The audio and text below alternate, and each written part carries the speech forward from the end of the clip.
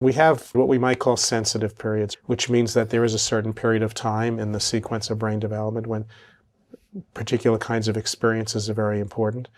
And if you have those experiences in the right way, you develop the normal architecture.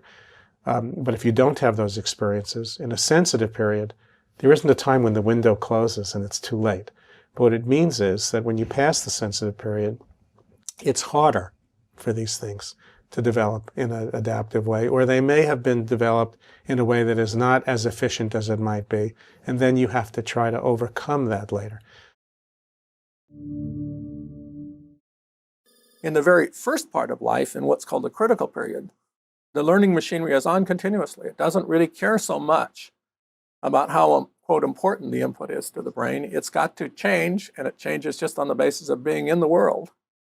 And you could call it, it's kind of a setup time. I think what happens during the earliest of years is that slope is incredibly steep, perhaps steeper than any other point during the lifespan. So, for example, the rate of growth of young children is faster, more rapid, and probably more important, frankly, than any other time. As babies grow and develop, you can almost watch them grow, both literally, but also figuratively, because they grow not only in their stature physically, they grow in their development, their ability to do things, their capacity to understand, their capacity to perceive and express.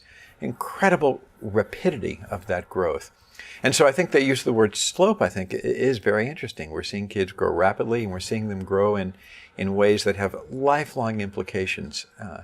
And so it's a very, very critical time of development. It turns out if you look at any individual child, they go through that progression in a virtually idiosyncratic way. No two alike.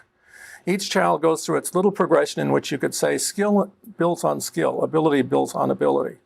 We have this broad category that we can call normal development, which has a lot of slack, a lot of latitude in it, right? On the other hand, we have the capacity to get the most out of a brain, you could say, which means that the environment is as rich and positive as possible within reasonable terms, right? And then more can be got out of brains if the environment is rich and positive and has greater possibilities expressed.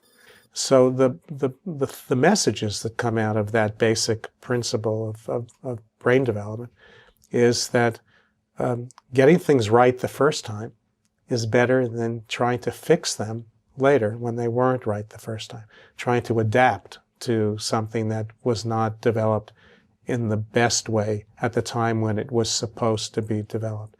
So the sobering message here is that if children don't have the right experiences during these sensitive periods for the development of a variety of skills, including many cognitive and language capacities, the sobering news is that that's a burden that those kids are going to carry.